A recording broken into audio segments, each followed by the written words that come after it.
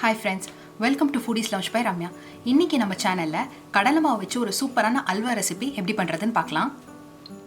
இப்போ கடலை மாவு அல்வா பண்ணுறதுக்கு ஃபஸ்ட்டு நம்ம சக்கரை பாகை ரெடி பண்ணிடலாம். அதுக்கு ஒரு சாஸ்பேனை சூடு பண்ணிக்கோங்க. இப்போ இதில் 1/4 கப் போல் தண்ணி சேர்த்துக்கலாம். அடுத்து இதில் 1/2 கப் சர்க்கரை சேர்த்துக்கலாம். இது ஒரு வாட்டி மிக்ஸ் பண்ணிக்கோங்க. சர்க்கரை வந்து 1/2 கப்லேருந்து 3/4 கப் வரைக்கும் அட்ஜஸ்ட் பண்ணிக்கலாம் உங்கள் இனிப்புக்கு ஏற்றவாறு. சக்கரை பாகு வந்து ஒரு கம்பி பதம் வர வரைக்கும் நம்ம சூடு பண்ணணும். இந்த ஸ்டேஜில் நீங்கள் ஸ்டவ் ஆஃப் பண்ணிக்கோங்க. இப்போ இதில் 1/2 டீஸ்பூன் ஏலக்காய் தூள் சேர்த்துக்கலாம். கூடவே நான் கொஞ்சம் குங்குமப்பூ சேர்த்துக்க போகிறேன். இது ஒரு வாட்டி மிக்ஸ் பண்ணிக்கோங்க. இப்போ இதை எடுத்து ஓரமாக வச்சுருங்க. அடுத்து நம்ம அல்வா பண்ண ஆரம்பிச்சிடலாம். இப்போ ஒரு நான்ஸ்டிக் பாத்திரத்தை சூடு பண்ணிக்கோங்க. இதில் 1/2 கப் போல் நெய்யை உருக்கிக்கலாம். இப்போ நெய் உருகுனதும் இதில் கொஞ்சம் முந்திரி பருப்பும் பாதாமும் நான் வந்து வெட்டி வச்சுருக்கேன். அதை ரோஸ்ட் பண்ணிக்கலாம். இப்போ இதை பாருங்கள், நல்லா கோல்டன் ப்ரௌன் கலராக வறுபட்டுருக்கு. இதை எடுத்து நம்ம இப்போ வெளியே வச்சிடலாம். இப்போ இதே நெய்யில் நம்ம கடலை மாவு வறுத்து எடுத்துடலாம். அடுப்பை வந்து லோ ஃப்ளேம்லேயே வச்சுக்கோங்க. நான் வந்து 1 கப் கடலை மாவை சலிச்சு சேர்த்துருக்கேன். சலிச்சாதான் அதில் இருக்க கட்டியெல்லாம் போகும்.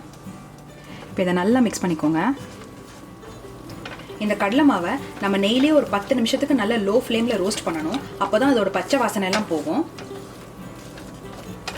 ஆரம்பத்தில் கொஞ்சம் கெட்டியாக தான் இருக்கும். ஆனால் நம்ம சூடு பண்ண அது கொஞ்சம் நல்லா இலகி வரும்.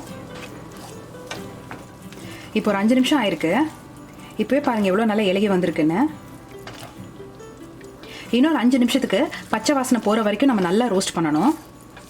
இப்போ ஒரு 10 நிமிஷத்துக்கு அப்புறமா கடலை மாவோட பச்சை வாசனை எல்லாம் போயிடுச்சு. இந்த ஸ்டேஜில் நம்ம சக்கரை பாகை கொஞ்சம் கொஞ்சமாக சேர்த்து கலந்து விட்டுட்டே இருக்கலாம்.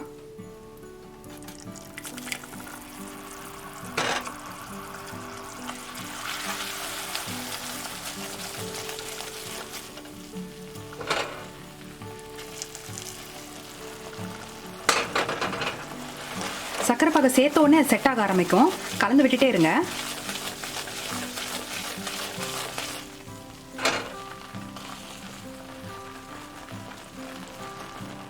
இந்த ஸ்டேஜில் ஒரே ஒரு சிட்டிகை உப்பு சேர்த்துக்கோங்க. இதையும் நல்லா மிக்ஸ் பண்ணிடுங்க. கடைசியாக இதில் 1/4 கப் போல் பாலை சேர்த்துக்கலாம். இதை நல்லா மிக்ஸ் பண்ணிக்கோங்க.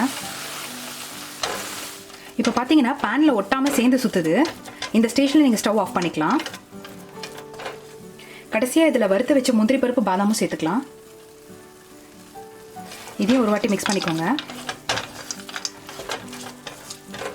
அவ்வளோதான், நம்மளோட கடலை மாவு அல்வா ரெடி ஆயிடுச்சு.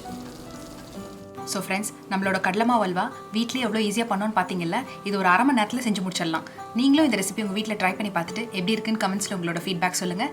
இதே மாதிரி இன்னும் நிறைய இன்ட்ரெஸ்டிங்கான ரெசிபிஸ் பார்க்க எங்கள் சேனலை லைக் பண்ணுங்கள், ஷேர் பண்ணுங்கள், சப்ஸ்கிரைப் பண்ணுங்கள். கூடவே இருக்கிற அந்த பெல் சிம்பிளையும் ப்ரெஸ் பண்ணிக்கோங்க. நான் இன்னொரு நல்ல ரெசிபியோட அடுத்த வாரம் உங்களை மீட் பண்ணுறேன். டாட்டா.